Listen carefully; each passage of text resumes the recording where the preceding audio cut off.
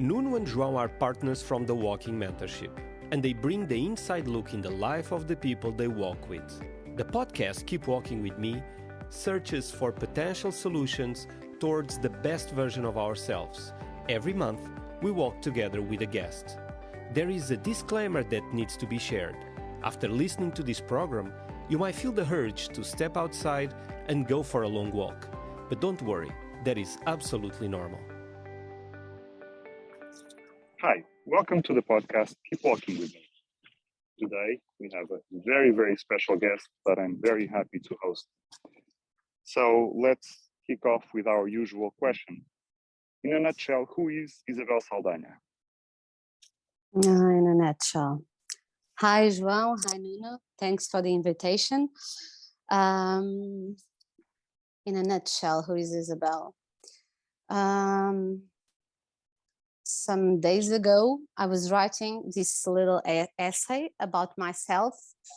And to be honest, I'm nothing. I'm always an attempt to be something. That's my mainstream operandi mode, to be a permanent attempt to achieve something. When I was a child, I was a little bit constrained or anxious about always trying to be something and afraid of not being whatever I wanted to be on that moment. And now I think it's like a maturity process, a consolidation process. So now I'm really happy to be a human attempt to be. And I rest my case. I think that's a good way to say it. Good to be on the way. Yeah, I'm on the way. Yeah, I'm walking, looking right, looking forward. But Isabel, thank you for the introduction, because that's the perfect bridge to my question. Because I read on your website something like this: everything you find here is the result of labor, of the daily effort of getting closer day by day, of the person I dreamt of being. So who did you dream of being? Yeah, that's the point, because I'm always changing my dreams. Yeah, I don't think that dreams repeat themselves. Every night we go to sleep and we have a different dream. And of course, we try to unite. When we wake up, we try to be like a one-shot person. Although the dreams are different, I don't know if I knew really what I mean when I wrote that, or maybe I did, but I'm not.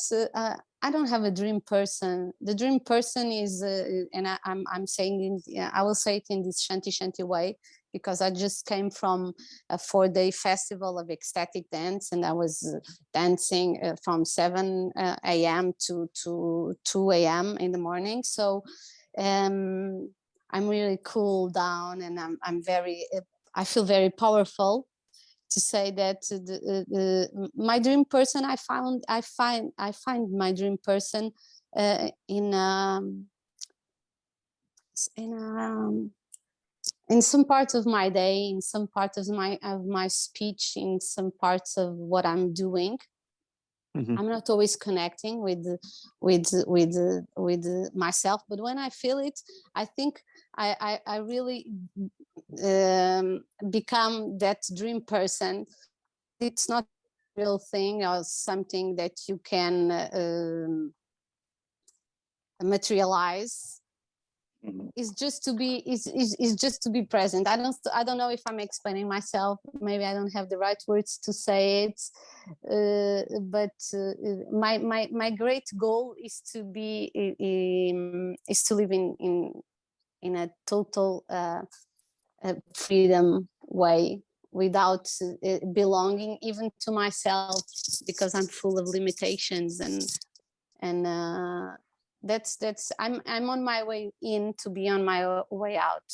That's my dream. Sounds like a good answer, actually. Sorry, Isabel. maybe I don't have the right words in English to say it, but it was something like this. I like it. I think it was very clear. Yeah. Well, It's Isabel, a tricky you also, question. yeah. Well, Sorry. we try Sorry. to make some João, tricky questions. João, stop walking.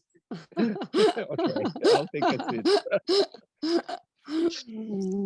So, Isabel, you are also a very accomplished photographer, and you have amazing work. Do you think you can share with us the secret of a great photograph? Well, another tricky question. In this present moment, I don't feel so great about my photography. I just paused a little bit. I have to let it breathe. I think I could say I think I have the curriculum to say that the secret is to read a lot.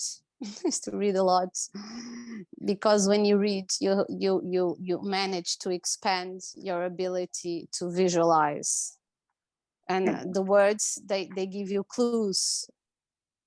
And you start to construct an image. That's why it's so funny when you see a movie about a book that you just read.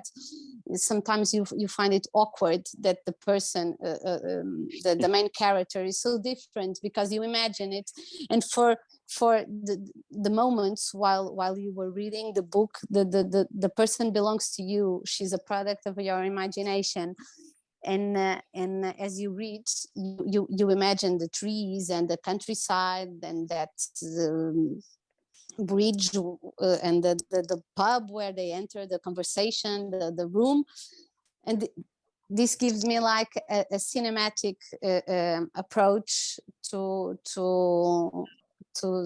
different scenarios.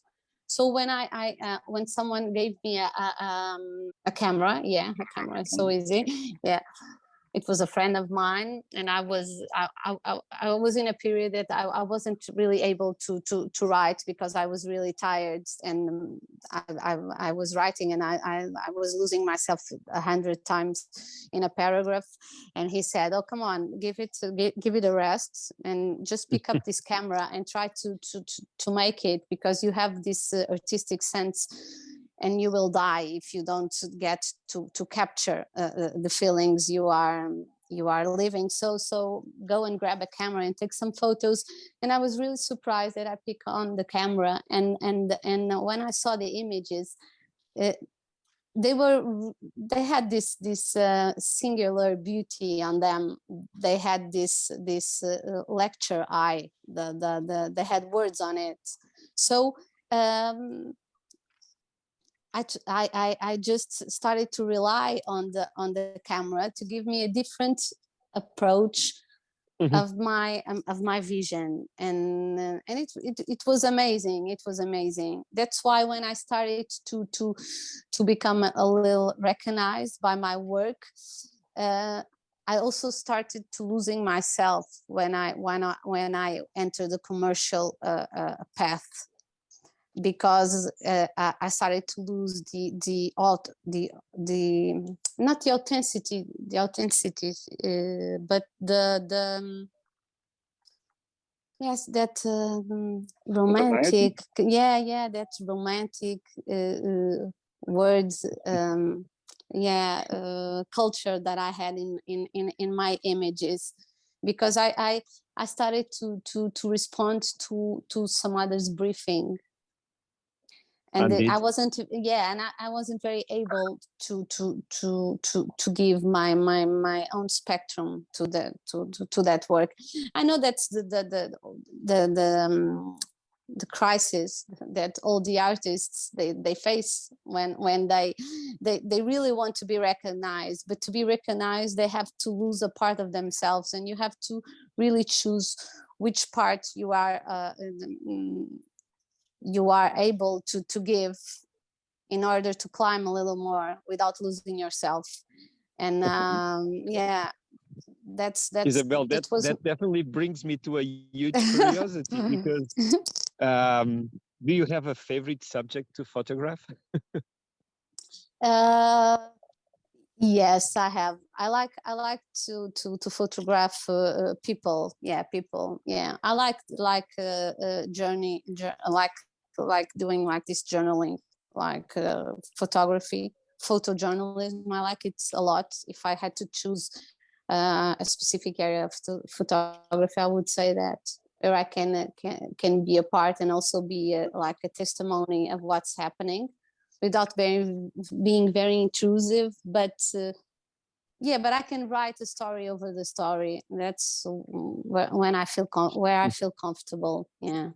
Is there a particularly remarkable photo that you keep in your mind, or that you would like to take and even take? A remarkable photography that I've taken in the past. It might be that you have taken, or something you would love to photograph. Whatever what you feel inside. Yeah, I would love to be. Yeah, I would love to be on a small village. It could be in Portugal. I don't have this the fantasy about going abroad. I did it for a long time, and I photographed a lot. But when it's very new and very strange, you get overwhelmed, and it's very hard to focus on something because you're always passionate about the food or the different trees or the different flowers, the different speaking, the way that people behave. I would like to be like 6 months in this. It could be in North or maybe in Alentejo, in this little village, photographing the photographing time. The subject would be time, incorporated on the people's way of living, the way that the time passes by without harshing himself. I don't know how to say it. Yeah. And I would like to be like where people could rely on me and on a way that I could reclaim my transparency and even appearing by disappearing. I was being there without being noticed, and I could photograph the dynamics or even the absence of dynamics and to put it on an exhibition. And I would like to write about it because I would have the time to do it. That would be for now a project I would like to have time to catch the time. I don't have, basic. Well, Isabel, this can be the perfect time. I mean, picking up the word that you could give us your first song. Yeah. Okay. So my first song could be Melody Noire by Patrick Watson. I just love Patrick Watson. Okay, so very well. Let's listen to it.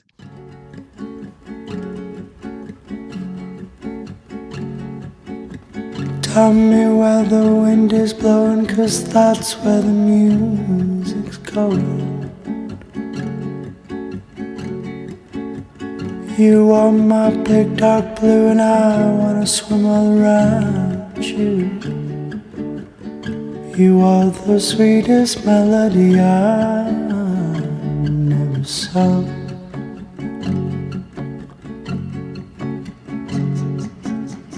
I feel like I know you, but you're just a ghost to me. And when I sit beside your shadow, somehow it comforts me. You are the sweetest melody I never saw.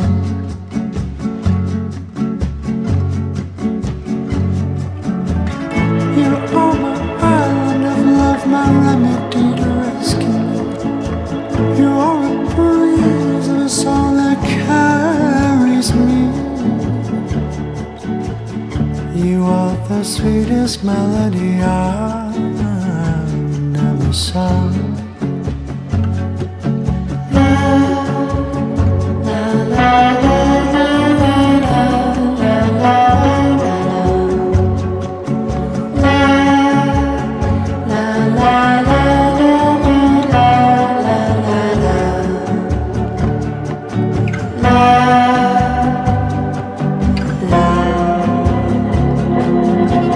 I've got a hole the size of your touch that fits in your arms as much. And when I try to fill it up, the hole gets bigger every time. You are the sweetest melody I've ever sung. You are the sweetest melody I've never sung. You are my island of love, my remedy to rescue me. You are the breeze, that's all that carries me. You are the sweetest melody I've ever sung. Canta, canta, esta melodía que es el abismo dentro de mí, el abismo dentro de mí. Mi luna, noche.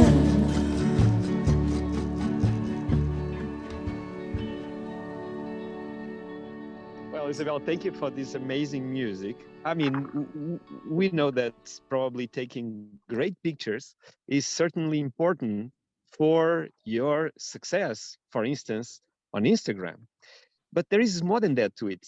Maybe you want to share a little bit with us how this success came to be, in your opinion? Oh, wow.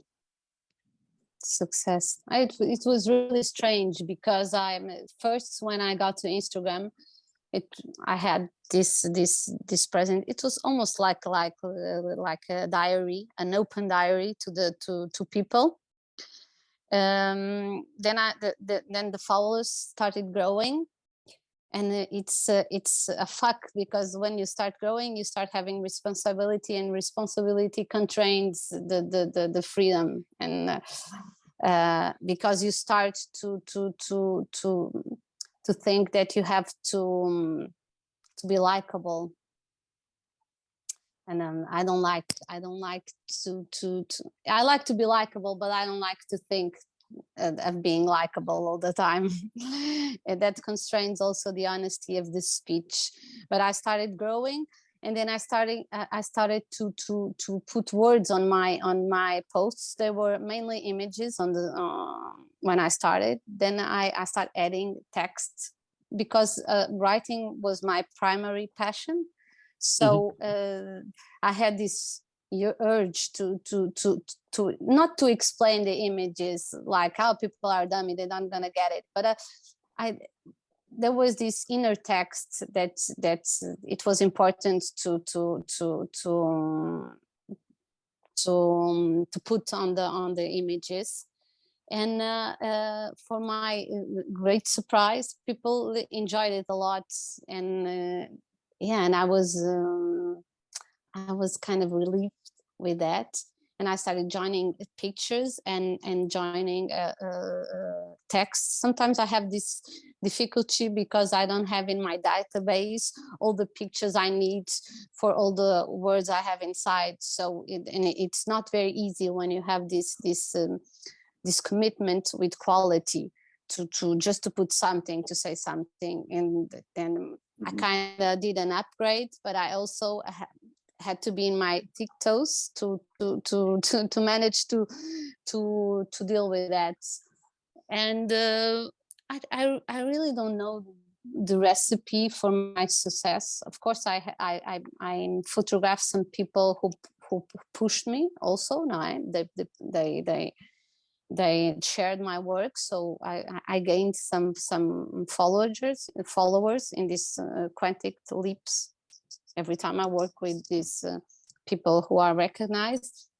But also I feel that I have this community that follows me, not wherever I go, like not in the wild west. I'm not in the but people who I feel they really respect my not my words, not my work, but my worlds.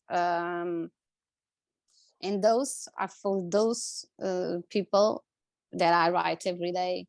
Well, Isabel, I thank you so much for that answer, because I really think that although you said you didn't know what was the secret, I think you told us the secret. It's being you. It's being authentic, because probably that's what people like. So it's probably easier than we think.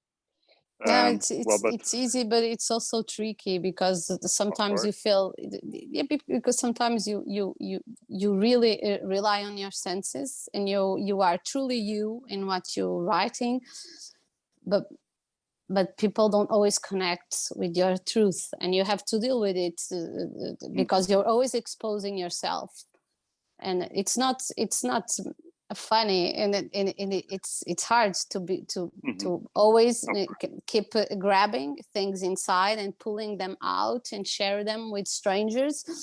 Yes. And yeah, you don't always get what you want. It can be tough. Yeah, it can be tough. Yeah, it can be tough. But I think if you add it all up, and if you look in the end, actually what people will value, and even if sometimes that's not how it feels, but when you look at the long term, people will value that you're authentic, because probably so many people do. I mean, they try so hard to please everyone and to always be doing, the cuddly or the expected thing, and that never works. And then that's true. Can kind of break everything, or sometimes shock people a little bit. That can work. So I think that's yeah, yes. One the time right recipe. You're not lying. No, I'm not lying. I definitely don't have the skills to lie. I have this savage honesty, and I don't constrain it. I don't. I just let it out.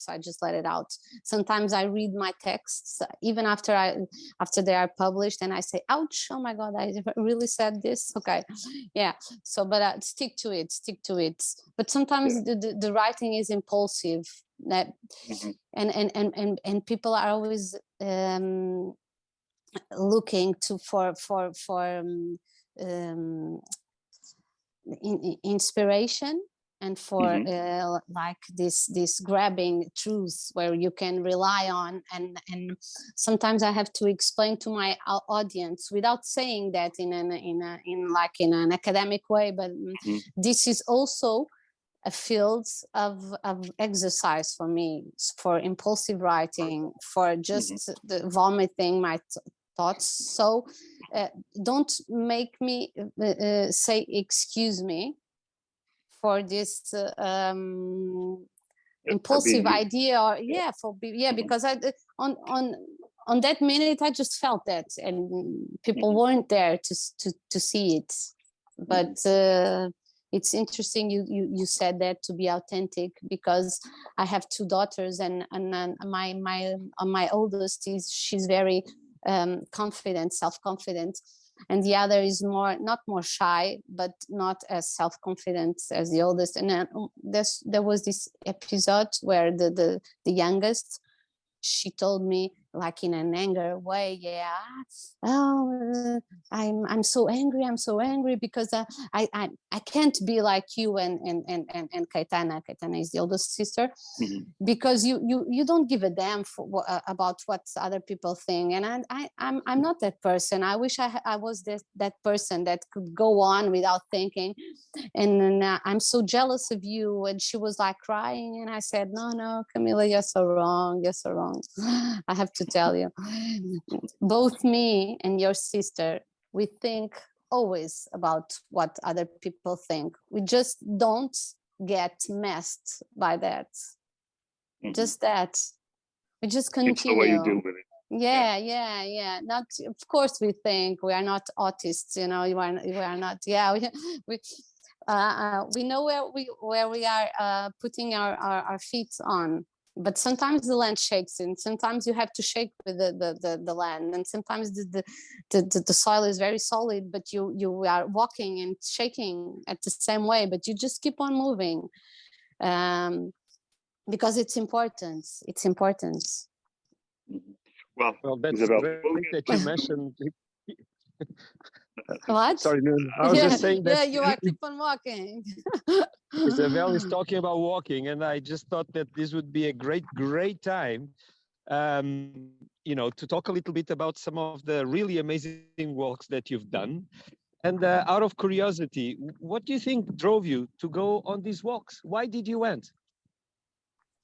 Oh, yeah, I did a lot of walkings. Yeah, trekking. Yeah, I did trekkings in Romania, in Poland, in Germany. Yeah, I think what drew me was the need to shut up myself. Yeah, to give me a break.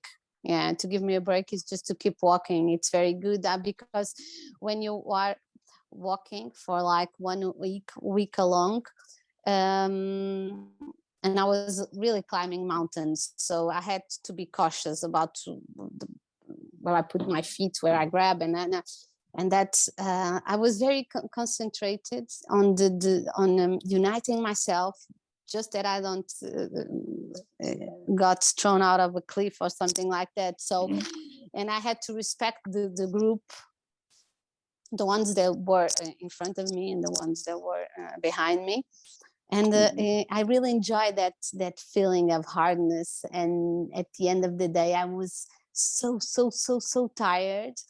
And it's like you let go of these things that are circling in you, and you just grab to the main core. Yeah, and I felt my body and my head and my heart, and it was so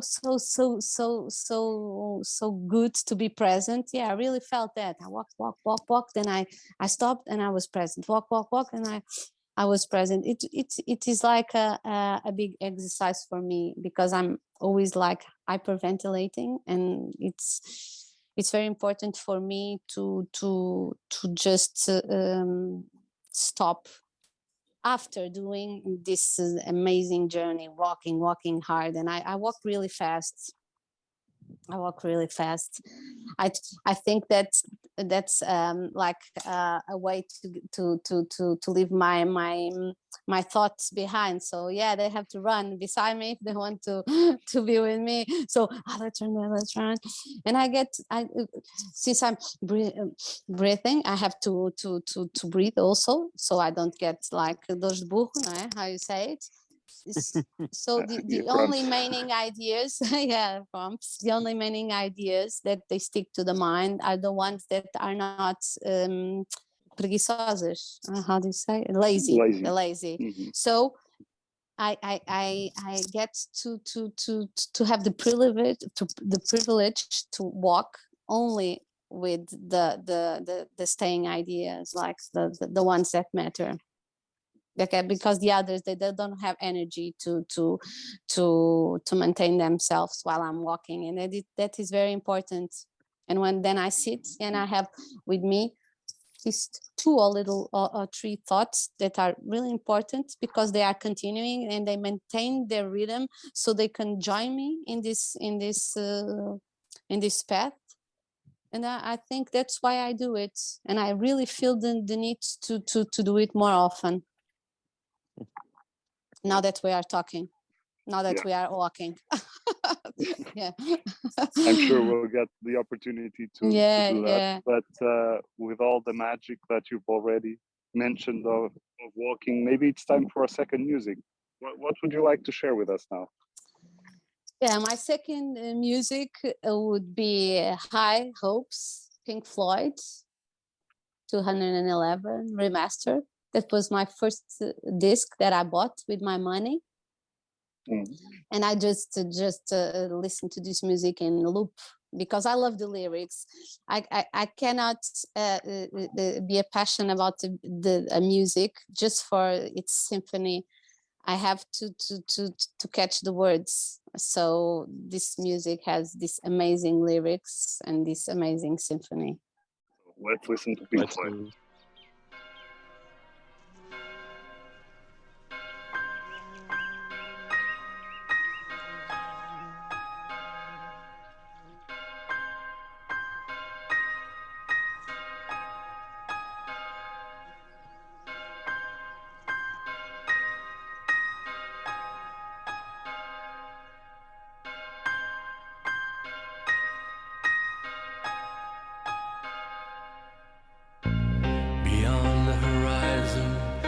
the place we lived when we were young, in a world of magnets and miracles. Our thoughts strayed constantly and without boundary. The ringing of the division bell had begun. Along the long road and on down the causeway, do they still meet there by the cut? There was a ragged band that followed in our footsteps, running before time took our dreams away,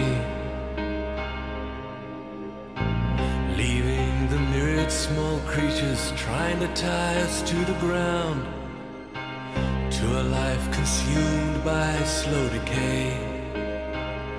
The grass was greener,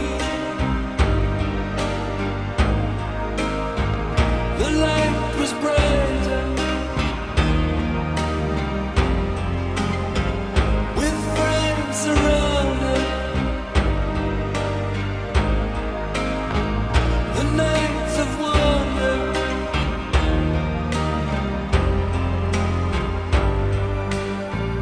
looking beyond the embers of bridges glowing behind us, to a glimpse of how green it was on the other side.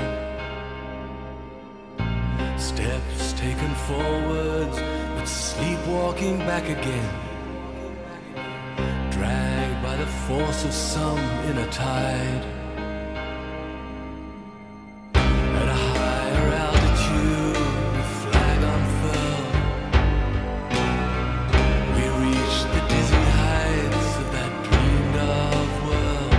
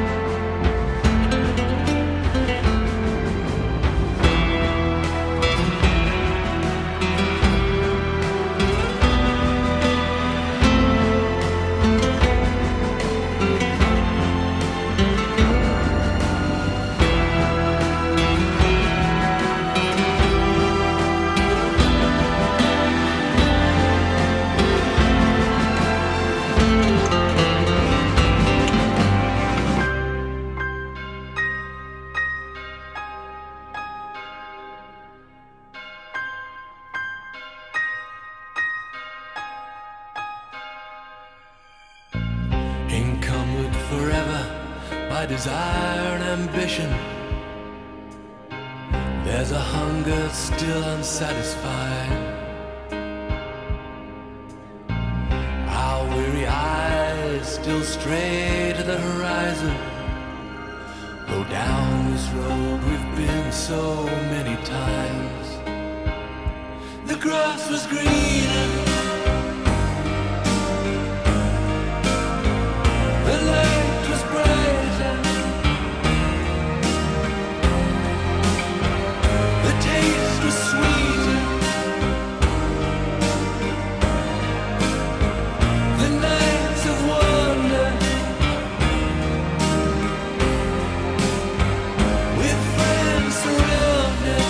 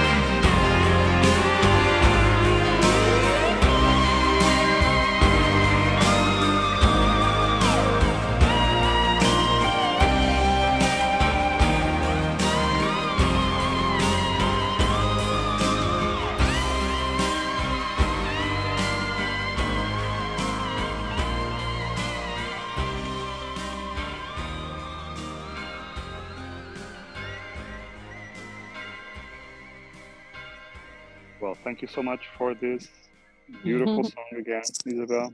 Thank you. As you mentioned before, I mean, writing is something that is connected with you. It's something, well, you said it. It's spontaneous. It's almost like a need. Clearly, when we read what you write, you have your own voice. You have a very distinct way of writing. Where does that voice come from? Where did that start? Where did it come for? I think I grew up in this like Neapolitan family where like they all smoked a lot, they drink a lot, and they spoken in loud voices. There was always a lot of noise in my house. We are five brothers and sisters, Mm-hmm. and we lived in our grandfather's house. So that I think I grew up in a casino, just to say. I grew up in a casino, so I definitely needed my empty space, and I found it in the library of my grandfather. But there was this changing episode that threw me into the books. When I was 8 years old, I swallowed, I don't know how to say, a fia lápis, uma fia. Pencil sharpener. Ooh, Yeah. that doesn't sound good. No. And I had and I lost my voice for 1 year because they did this a lot of operations, yeah, in my throat. So I had to do voice therapy, for like 4 months, and I returned to school with this this whiteboard, and I didn't write very well. I was very I was like all children. I relied on my voice to say the things, and I was quite fluent in my speech. Then I lost my voice, and I had to make myself explain. And I had this whiteboard, but when you speak, people don't correct you because they don't know if you're spelling it right or wrong, or if you're writing. But when you have to write the words that you are thinking, people always feel the need to correct you. So I was always like being pointed, I don't know, you wrote cavalo. Cavalo is not with 2 L's. You have to write it. So I got exposed, even though I wasn't silent. I was very, very exposed. So I went to when I got home, every time I went to home from school, I just went to my grandfather's library, and I started reading and writing all these crazy, amazing, sophisticated, complicated words in order to insult the others every time they corrected me. And they didn't know the meaning of the words, so I really got to be in love with these strange Portuguese words that I didn't even knew, and my love, my passion for words came with a vendetta story. It was like yeah, with a vendetta story, and so I read like for 1 year. I was very little. We didn't have these child books that now all children have in their libraries, and on when I was a children, you had to read Dostoevsky or Pearl S. Buck or Somerset Maugham or Steinbeck or Hemingway. So I read a lot, even though I didn't understood the things I was reading. The words were like knives for me. And when I got my voice back, I also had another voice I didn't knew, because I had this amazing ability to write down the things I felt. So I was really, really privileged to get the chance to be 1 year in silent as a child, watching others speaking a lot, using a lot of words, but not very rich. And I said, whoa, I have a space in here to speak for my own, to grab my own words. and to say what I feel. So I went back. And then when I went back to school, I had this like this amazing lexic of words, and this huge passion for books and writings. So I have this like this partner in crime, that are words for me are like this partner in crime. So That's wonderful. yeah, they really made me survive to this to my childhood. They were That's a like a wonderful story, friend. Isabel. Yeah. Thank you so. Yes, I but don't know I if just I want to tell you, explain thank you it so very much for right, but sharing, because it's really, really special. And maybe out of curiosity, let's dig a little bit into the Portuguese language, because Portuguese is your native language. And you already mentioned some qualities that you find in the language. I mean, this vendetta story is absolutely brilliant.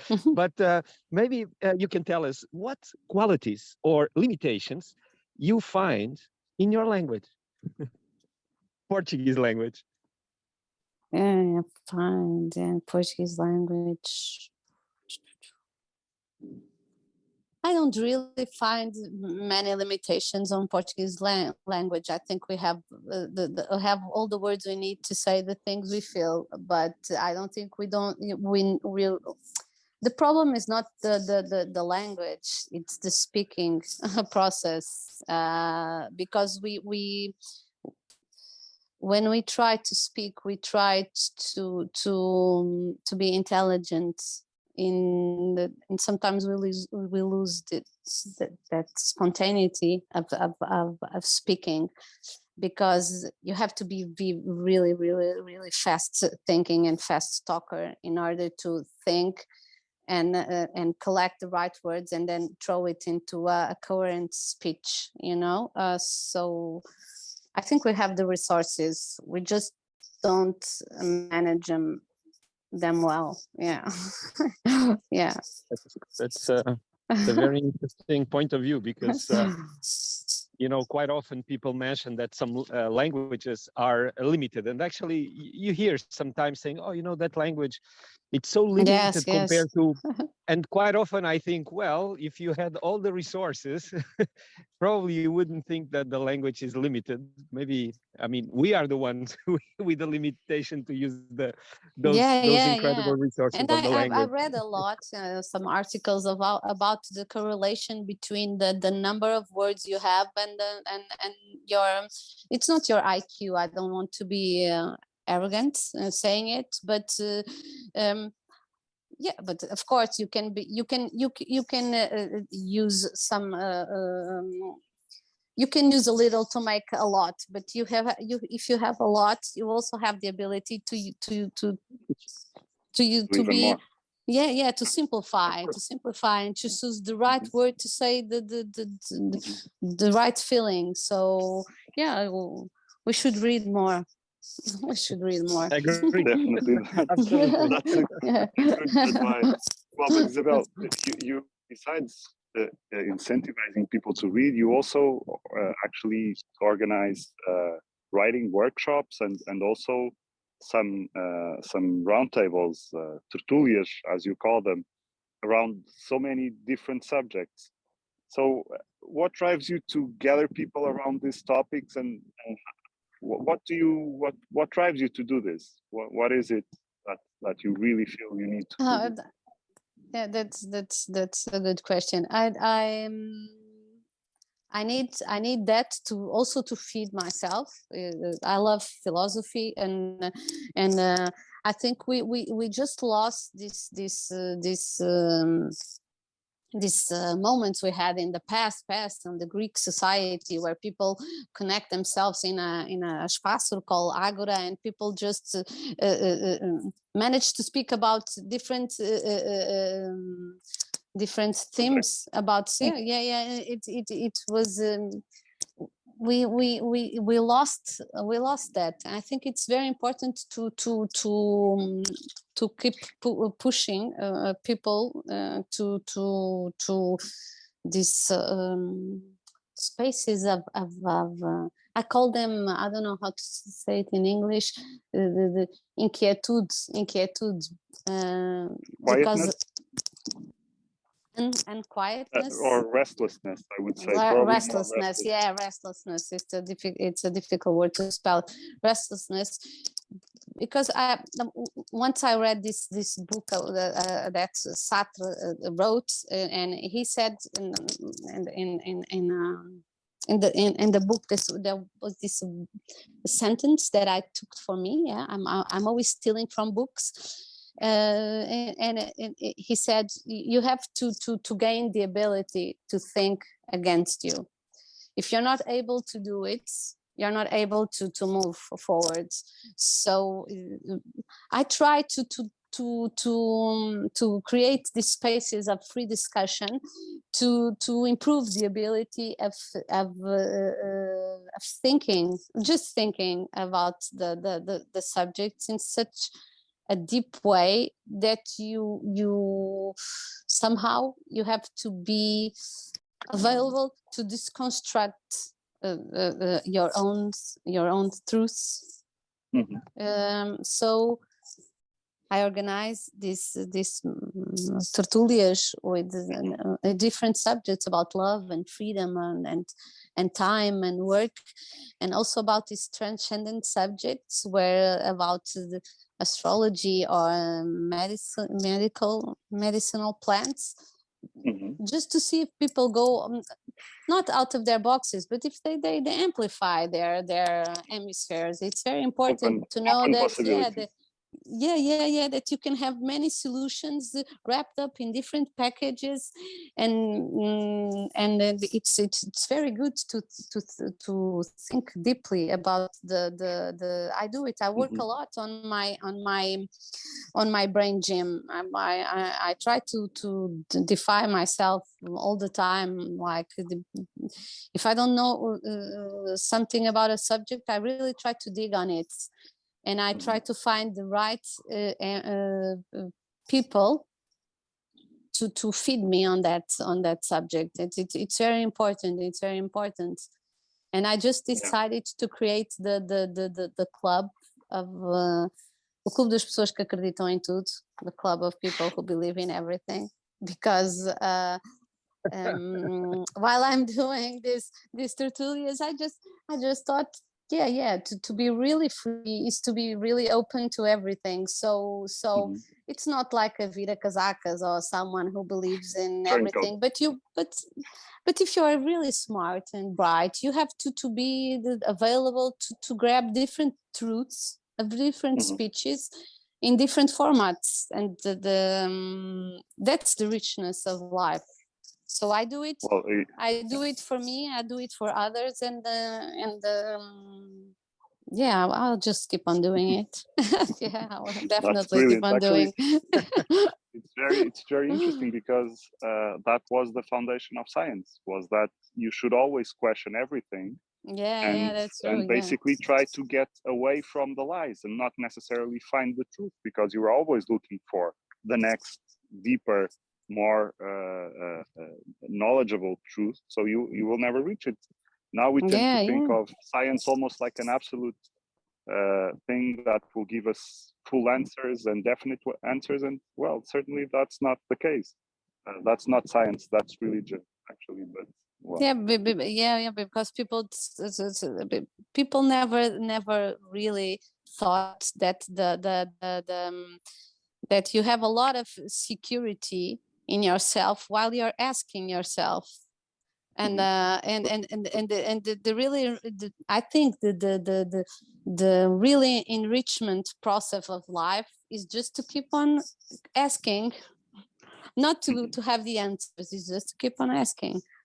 And you have this little on the way. Keep walking on the way, and you'll get these little truths, and you combine themselves with others. They will lead you to different questions again, and to different answers, and you grow. You really grow. I love the word binding, which probably allow us to ask you, Isabel, can you bind us with the third music? I will bind you with the third music. the third music, I will choose People Are Strange from the Doors. All right. Let's feel strange for a little bit. Yeah, because it sums up the conversation we are having. Yeah, people are strange when you're a stranger. Yeah, and it talks about these empty people. We are always colliding, and it's a good music. Yeah, Definitely. Let's enjoy. A good lyric to pay attention yeah, to. yeah, good lyric. Let's listen to the Doors. People are strange when you're a stranger. Faces look ugly when you're alone. Women seem wicked when you're unwanted. Streets are uneven when you're down. When you're strange, faces come out of the rain. When you're strange, no one remembers your name. When you're strange, when you're strange, when you're strange. People are strange when you're a stranger. Faces look ugly when you're alone. Women seem wicked when you're unwanted. Streets are uneven when you're down.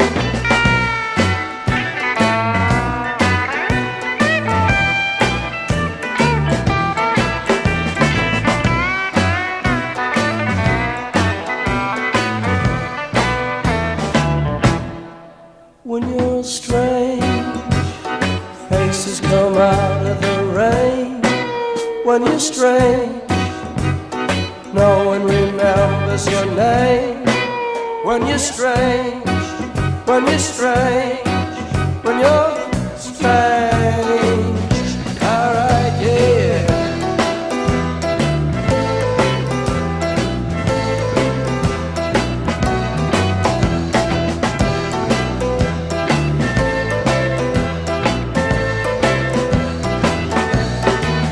When you're strange, faces come out of the rain. When you're strange, no one remembers your name. When you're strange, when you're strange, when you're strange. Well, Isabel, thank you for take us back to another decade, but the lyrics seem to be pretty actual. Accurate. Yeah. So we might be able to learn something still from the Doors. I would like to ask you if you have a favorite writer, or maybe a favorite books, or maybe a favorite text. I mean, this is really out of curiosity. Out of curiosity. Yeah, no, I have. Yeah, that's a good question. I have my favorite, not my favorite books, but I have these books that I love, and I have these writers that I read. That I read all their books, so I think they are kind of my favorite because I'm always digging on their on their work. But without mentioning, even if I say Dostoevsky or Saramago or outros or others that I love, Philip Roth, there's this text that I urge you to look on the internet. I can also make it available. I don't think that that I can find it in English. Is this conto, this essay, this little essay, Gabriel Garcia Marquez, the ownership to his owner. The most beautiful drowned man on the earth, it's called. That's the title. And it's like a 10-page essay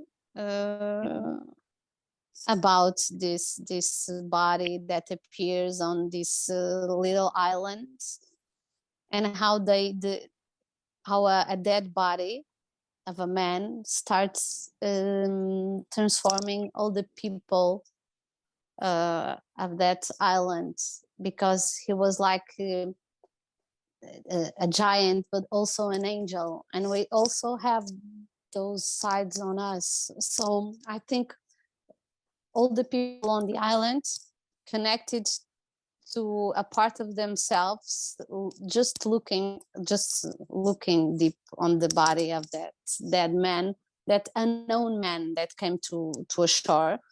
And they felt that sometimes we are a lost body that just got into to a beach. So it's amazing. It's amazing. I will share with you.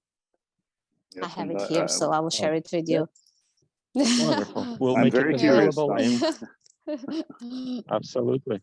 Yeah, please Absolutely. read it. Please read it, because it's really the most beautiful thing I ever read.